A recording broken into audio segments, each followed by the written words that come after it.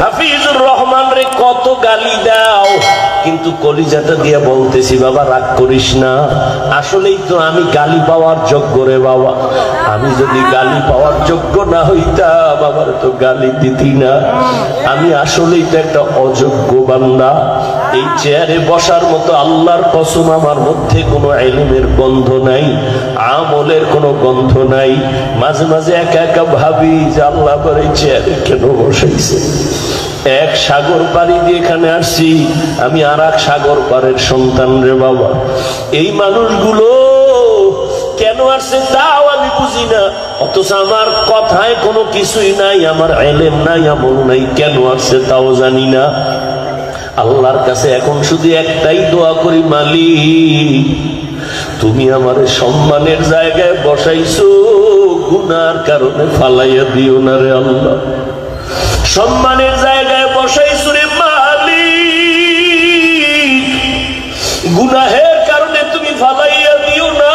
ও কলিজার যুবক, পায়ে হাত রাইখে বলি,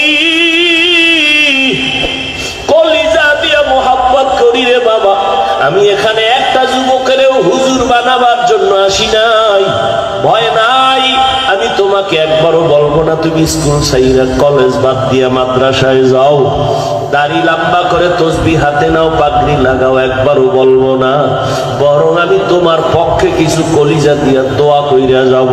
আমি শুরুতেও বলছি, আবারও বলি, আমার দোয়া কবুলের খোদার কসম গ্যারান্টি নেই, তবে এই মাঠে বহু আল্লাহর বান্দা আছে আমিন খালি ফেরত যাবে না।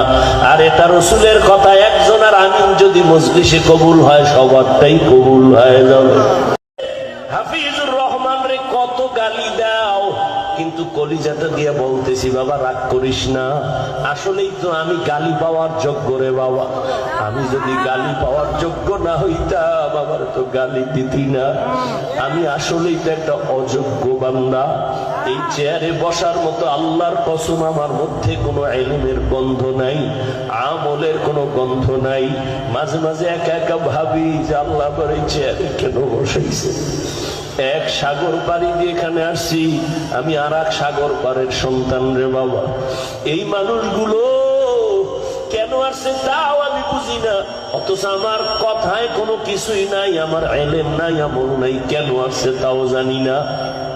আল্লাহর কাছে এখন শুধু একটাই দোয়া করি, মালিক তুমি আমার সম্মানের জায়গায় বসাইছো, গুনার কারণে ফালাইয়া দিও না রে আল্লাহ। সম্মানের জায়গায় বসাইছো রে মালিক, গুনাহের কারণে তুমি ফালাইয়া দিও না। ও কলিজার যুবক, পায়ে হাত রাইখে বলি, কলিজা দিয়া মোহাব্বত করি রে বাবা। আমি এখানে একটা যুবকেরও হুজুর বানাবার জন্য আসি নাই, ভয় নাই।